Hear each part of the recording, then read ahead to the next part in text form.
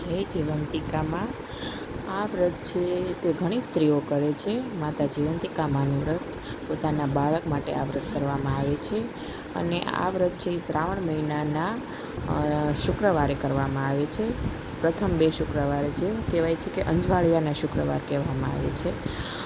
ઘણી સ્ત્રીઓ આ વ્રત કરે જ છે, જેને ખ્યાલ જ હશે કે આ વ્રત કઈ રીતે કરવામાં આવે છે અને શા માટે કરવામાં આવે છે.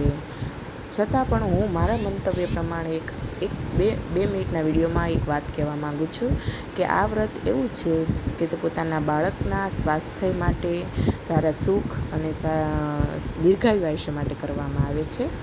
ગમે તેટલી ભણેલી સ્ત્રી હોય, ગમે તેટલું તે ભણી હોય, ગમે તેટલી સમજદાર હોય, દુનિયાની સામે મજબૂત હોય, પણ જ્યારે પોતાના બાળકની વાત આવે છે ને, ત્યારે તે માત્ર માં જ છે.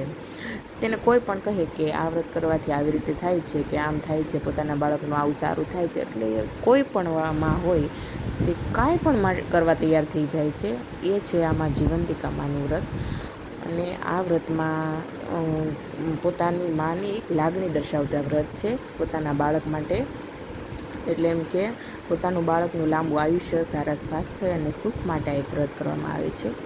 એટલે જે પણ કોઈ આ માને છે, ઘણા લોકો માને છે, નથી માનતા એવું પણ છે, પણ મોસ્ટ ઓફ ઘણી સ્ત્રીઓ, બધી જ ભણેલી સ્ત્રીઓ છે તે આ વ્રત કરે જ છે. હું એક ખુદ એડવોકેટ છું, છતાં પણ હું આ વ્રત કરું છું.